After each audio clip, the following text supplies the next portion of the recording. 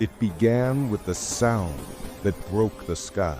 Not thunder, not wind, but something older. Something that made the clouds bleed color and the metal bones of the ship vibrate like the strings of an invisible instrument. Dr. Mara Ellen woke to the hum before the alarms blared, before the control panels lit up in frantic pulses of red. The crew shouted about turbulence, but she knew it wasn't that. The sound was resonant, deliberate, like the planet itself was singing to them, warning or welcoming. She couldn't tell. The moment Eryndra came into view below, vast and silver blue beneath a whirl of vaporous storms, her breath caught. The world shimmered with a strange rhythm, its oceans pulsing like living lungs, its clouds trembling to a beat that seemed almost mournful. Humanity had come here chasing a mystery, the atmospheric oscillation, a harmonic vibration that had traveled through deep space and lured explorers from across the stars. But as the ship breached the upper atmosphere, Mara understood that they weren't the discoverers. They were the intruders, and the song already knew their names. The descent tore through silence and chaos. Lightning forked upward instead of down, brushing the hull with fingers of luminous blue fire. The ship's artificial gravity stuttered. Mara gripped the railing as the sound deepened, vibrating not in her ears, but inside her skull.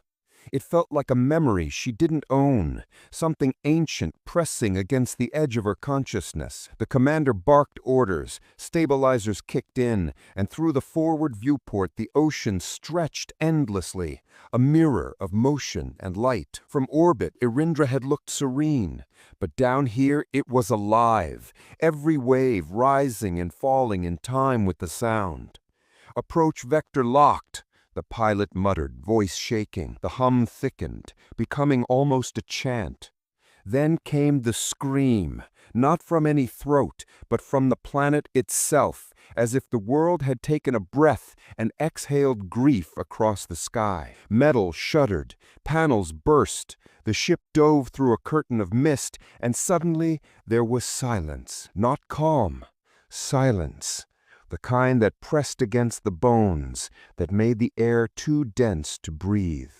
When the fog cleared, the landing platform came into view, an enormous structure, hovering above the endless sea. Built by the first surveyors decades ago, it was rusted, nearly swallowed by the ocean, but still clung to life. Mara stepped onto it as the airlock opened, her boots sinking slightly into the damp metal. The sky was a soft violet, rippling with auroral streaks that seemed to follow the rhythm of the unseen song. "Dr. Ellen," the commander called. "You're on in 20. She nodded, her translator case slung over her shoulder. Inside it were machines designed to unravel any pattern, any voice, any code. Humanity believed every sound had meaning, and every meaning could be turned into knowledge or profit. But as Mara stared into the horizon, where light bled from sea to sky, she felt a hesitation that logic couldn't name. It was as if the world was watching her back, waiting to see what kind of listener she would be. She began her work within the resonance chamber, a spherical observatory suspended above the waves, its glass walls covered in flickering holographic glyphs. The first recording of the Eryndran song played through the translator's filters, and the air trembled. Frequencies climbed and fell, interweaving into chords too precise to be random. It wasn't language in any human sense. It was layered emotion, structured vibration. Each pulse carried harmonic overtones, echoes of echoes, stretching across octaves of sound no living creature should be able to hear. "Could it be natural?" one of the technicians whispered. "No," Mara said quietly. "It's remembering." She didn't know why she said that, only that it felt true. The sound had the shape of grief, repeating, unfinished, echoing endlessly, because there was no one left to answer it. Over the next days, she mapped its structure. Every night, as storms rolled across the ocean, she listened. The frequencies formed fractal spirals on her holographic display, like the anatomy of a living thing, lungs, veins, hearts of light. And yet, as she watched, she began noticing something impossible. When she adjusted the translator's resonance to match her heartbeat, the sound shifted. It changed for her. Subtle variations appeared, almost like a reply. The machine recorded fluctuations corresponding exactly to her breathing pattern. At first, she blamed interference. Then she heard the whisper. It wasn't words, not exactly, more like the suggestion of her name carried in vibration. Mara. The moment she realized it wasn't imagination, she felt both wonder and dread, because something in that sound knew her. One stormy evening, as the winds screamed and the ocean below turned black with fury, Mara went outside onto the observation deck. Rain lashed against her face, each droplet alive with static energy. She lifted her recorder, pointed it toward the roiling sea, and activated live resonance capture. The song roared through the device, pure and deafening. Then, through the chaos, she saw it. A shimmer beneath the surface, moving in rhythm. For a heartbeat, a form rose beneath the water. Luminous and translucent like a ghost made of starlight, it lingered, then dissolved into foam. Her heart pounded. "You saw that, right?" she shouted to the engineer behind her. But he only shook his head, too busy fighting the storm controls. When she turned back, the shape was gone. Only the sound remained, steady and sorrowful. That night, she couldn't sleep. Every time she closed her eyes, she heard the same note rising through her dreams, folding her thoughts into itself. At 03, unable to resist, she returned to the resonance chamber. Alone in the dark, she played the frequencies again, but reversed them. What came through wasn't random noise. It was voice. Alien, yes, but layered with harmonics that mirrored human emotions so closely it hurt to listen. Grief, longing, remembrance, those were universal. The voice rose and fell in patterns that resembled lullabies or morning chants, and as she leaned closer, she swore she heard words form through the distortion. "We remember the ones who sank. We remember the ones who sang." The realization hit like lightning. The sound wasn't a call, it was a lament. Eryndra wasn't speaking to them, it was mourning itself. Mara recorded everything, her hands trembling. By dawn, her logs were filled with data, but the meaning defied translation. The alien song was not designed for understanding, it was designed for feeling. When she played it through the translator at full harmonic resonance, even hardened soldiers wept without knowing why. One technician described seeing faces in the light, memories that weren't his. Another collapsed, muttering about waves that whispered apologies. The human nervous system wasn't built for empathy on that scale, yet the song touched everyone differently, as if the planet chose what each listener needed to remember. For Mara, it chose loss. Her brother, gone years ago in a mining collapse on Mars. She had buried the sound of his last message deep in her mind, but now it came back, clear and echoing through the alien lament. The song was mirroring her grief, weaving it into its own. Word spread through the base. Some called it magic, others madness. The commander wanted the research accelerated. Humanity needed the energy signature that powered Erendra's music. If the planet's core generated such resonance naturally, it could transform starship propulsion forever. But Mara no longer believed it was just resonance. There was intelligence there. Maybe not conscious in the way humans understood, but collective, ancient, aware. Every storm was a heartbeat. Every wave a syllable in a planetary elegy. She tried to explain this at the meeting, but they dismissed her. "It's just sound," said the commander.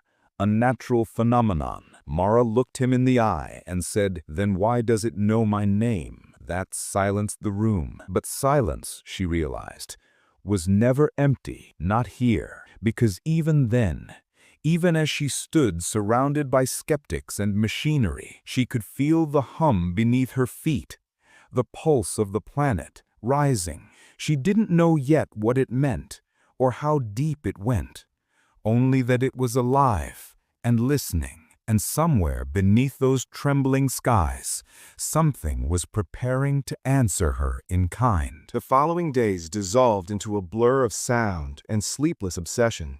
Mara no longer measured time in hours, but in frequencies.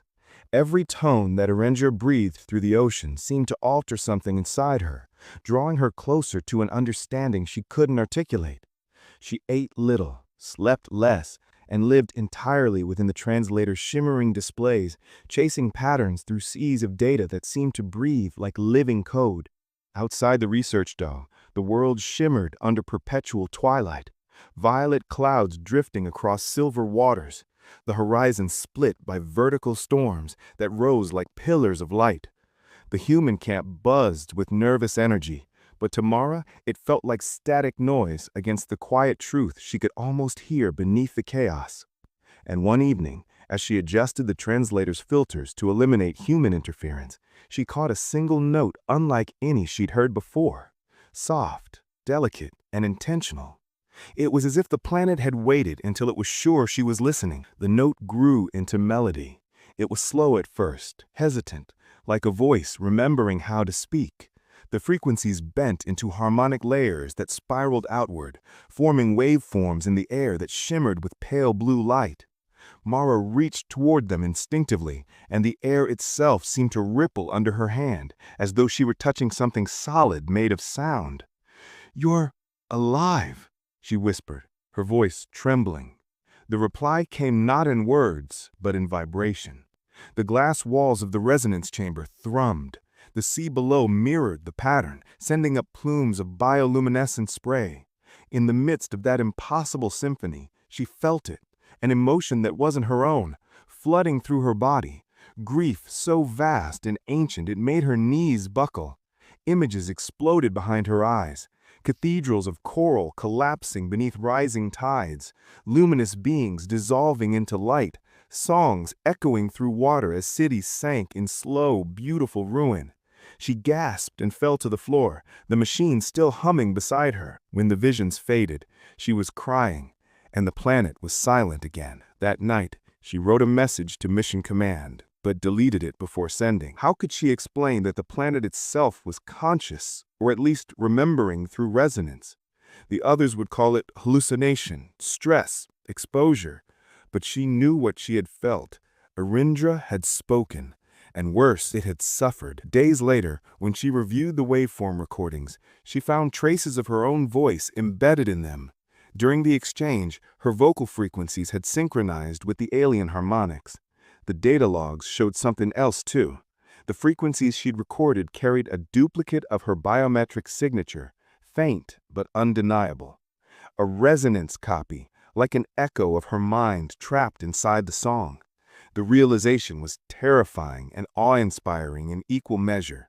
The planet had not only communicated, it had remembered her. As her experiments continued, the phenomenon deepened. Whenever she played the original song, subtle inflections appeared in its rhythm, variations that responded to her emotions. When she was calm, the tones were smooth and fluid. When she was afraid, they fractured into jagged chords. One evening, as she watched the sunless horizon pulse with light, she spoke aloud to the sea. "If you can hear me," she said softly, "I'm sorry for what we've done to you." For a moment, there was nothing. Then the waves stilled, and a soft harmonic tone rose, faint and tender, almost a whisper. The lights on the water gathered into the shape of a spiral, the same pattern she'd seen in her visions. The sound that followed was quieter than breath, yet filled the sky like a confession. It wasn't human language, but Mara didn't need words to understand. It forgave her. The next morning, she woke to chaos. One of the drilling teams had activated their extraction engines at the far side of the sea platform, tearing deep into Eryndra's crust to harness the resonance energy that powered the song. The vibrations were wrong, too mechanical, too forced. The planet responded violently. The skies darkened, waves rose hundreds of meters high, and the air became thick with electrical stormlight. "Shut it down!" Mara screamed into the comms, but the commander refused. "We've invested too much. This data will save humanity. You're a linguist, not a priest." His voice crackled and died in the static. She ran to the resonance chamber and activated the translator again, trying to calm the frequencies, to speak to Eryndra before it was too late. The hum that came back wasn't music this time. It was pain. The planet's voice fractured into violent distortions, resonant enough to shake metal and split glass. "Please," she whispered, "we didn't mean to hurt you." And then something extraordinary happened. The storm stopped. The water rose, slowly, gracefully, lifting the platform like a cradle. Through the mist, forms began to appear beneath the surface. At first, she thought they were illusions, tricks of light and grief. But as they emerged, she saw them clearly, translucent beings shaped like streams of flowing current, their forms flickering between water and light. They surrounded the platform in silence, their presence filling the air with a hum that resonated in her chest. One of them rose higher, its face, or what might have been a face, tilted toward her. It sang, and though she couldn't understand the words, the emotion tore through her like a storm of light. Love, loneliness, memory. It was all there, carried in that sound. Without thinking, she placed her hand against the glass, and the being mirrored her gesture. The translator spiked.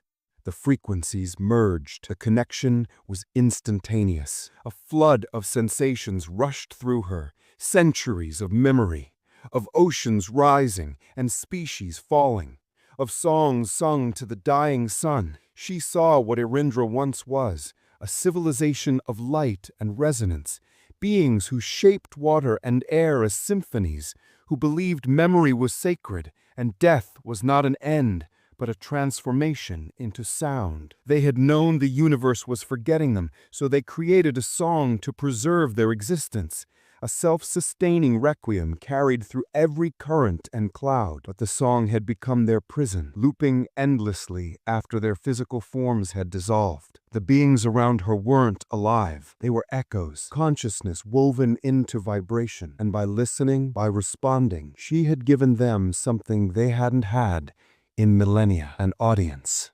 When the vision faded, she was lying on the chamber floor, soaked in condensation, trembling. Her instruments were dead, overloaded. The rest of the base had gone offline. The power grid had been fried. She stumbled outside where the others were shouting about communication loss. The commander demanded an explanation, but she could barely speak. "We're killing them," she said finally. "The extraction's collapsing their memory structure. Every vibration we steal is a heartbeat ending." He looked at her like she was insane. "They're dead, Ellen. This is geology, not theology." But the ocean behind him surged suddenly, violently, tossing debris into the air. A shape, one of the luminous beings, rose above the waves, its form trembling with light. The commander froze. "My God," he whispered. "It's real." Mara nodded through tears. "It's mourning us already." That night, Mara returned to the chamber alone. She knew what she had to do. The only way to restore balance was to synchronize the human frequencies with the planets, to let the song complete itself, but doing so meant risking everything. The harmonics could overload her neural link and erase her consciousness. Still, she couldn't let Eryndra die in silence. She connected herself directly to the resonance core, aligning her heartbeat with the planet's rhythm. As the sound rose, she whispered, "I'm listening." The reply came instantly, soft and warm. "We remember." For a moment, her mind filled with golden light. She saw the alien city beneath the waves, the beings smiling through dissolution, the music transforming into something beyond grief. And through it all, she felt a presence beside her, familiar, tender, impossibly human. It was the echo of her brother's voice, carried through the alien memory, saying, "You found them." Tears fell freely. She didn't know whether the planet had accessed her memory or whether something deeper connected them all, but it didn't matter. The song was no longer alien, it was universal. Life, loss, and remembrance were frequencies that crossed species and time. As she surrendered to the resonance, she realized she wasn't just hearing Eryndra anymore. Eryndra was hearing her. Every heartbeat, every regret, every ounce of love she had ever carried was now part of the song. And somewhere in that endless harmony, the alien beings were no longer mourning. They were singing with her. Outside, the storms began to calm. The skies shimmered with auroras shaped like waves of light. The human bass flickered, its metal trembling under the harmonic field. But for the first time, the sound wasn't violent. It was peaceful, like a lullaby sung to a sleeping world. Mara stood at the viewport, eyes closed, feeling the resonance pass through her. Somewhere beneath the waves, she knew they were listening. She whispered a promise into the still air. "I'll finish the song." And from deep within the planet, a voice like wind replied, "Then we are not alone." The following dawn arrived without light. The skies over Eryndra turned to glass, still, reflective and heavy with expectation. The storms had ceased, yet the silence that replaced them was worse. It was too perfect, too absolute, as if the planet had drawn in a breath and was holding it. The crew called it calm. Mara felt it for what it was: mourning held in suspension. The resonance monitors displayed flat lines, the song dormant for the first time since the mission began. The commander saw this as victory. "We did it," he told the team. "Extraction worked. We've neutralized the interference." But to Mara, it was the sound of a dying heart. She stood by the viewport, watching the motionless sea, her reflection trembling against the glass. "You've silenced them," she whispered. Nobody answered. The others were already preparing the energy cells, planning their departure. To them, this planet was now just another resource conquered, but she couldn't stop hearing the absence, the hole left where the song used to live. It wasn't peace, it was grief without sound. As night fell, she walked alone to the edge of the platform. The ocean below was ink black, reflecting the faint shimmer of Eryndra's twin moons. The translator's headset hung around her neck like a relic of guilt. "If you're still there," she said softly into the void, "I didn't mean to let them hurt you." The wind did not answer. The sea did not stir. For a terrible moment, she thought it was over, that she had been too late, that the world had truly gone silent. But then, from the horizon, came a single pulse of light, weak, flickering, like the heartbeat of something barely alive. The air trembled faintly. A sound followed, so faint she almost missed it, a low, broken hum, like the breath of someone waking after centuries of sleep. Mara fell to her knees. "I hear you," she whispered. The hum answered with a trembling chord that climbed through the frequencies, fragile but growing. The song was still there, diminished, fractured, but alive. Eryndra had survived the silence, but only barely. She ran back to the resonance chamber and powered up the system, ignoring the commander's angry orders over the comm. The instruments groaned, circuits burning from the overload, but the translator lit up once more. The waveform flickered weakly across the holographic display. The harmonics distorted. "Stay with me," Mara pleaded. The frequencies responded in kind, rising toward her heartbeat again, reaching for her through the interference. Then a voice, not human, not entirely alien, filled the chamber. "We remember the ones who sang. Do you?" Mara choked back a sob. "Yes, I remember." The lights on the display flared bright, forming patterns that resembled wings, vast, fluid, beautiful. "Then sing with us," said the voice, and the entire chamber began to shake. Outside, alarms screamed as the platform structure started to buckle. The drilling sites deep beneath the ocean had destabilized the crust, unleashing seismic resonance. The commander ordered an evacuation, but the ship's systems were already failing. Energy readings spiked beyond safety limits. "If we stay, we die," someone shouted. Mara didn't move. "If we leave, they die," she said quietly. "All of them, everything." She realized then that the song's energy core wasn't just the planet's memory. It was its life force. The extraction had begun unraveling the delicate balance that held Eryndra together. If the humans departed with the energy cells, the planet's oceans would collapse inward, crushing the last remnants of the alien consciousness. "Shut it down, Ellen!" the commander roared. But she was already typing commands into the console, overriding the failsafes. "No," she said. "I'm not shutting it down. I'm giving it back." She connected the translator directly to the platform's resonance array, creating a feedback loop between her own neural link and the planet's harmonic field. Warnings flooded the screen: neural overload, fatal exposure. But she ignored them all. The machine hummed louder and louder until the air vibrated with light, her vision blurred. She felt her heartbeat sinking once more with Eryndra's rhythm, and the world around her began to fade. Pain lanced through her skull as her consciousness stretched beyond its boundaries.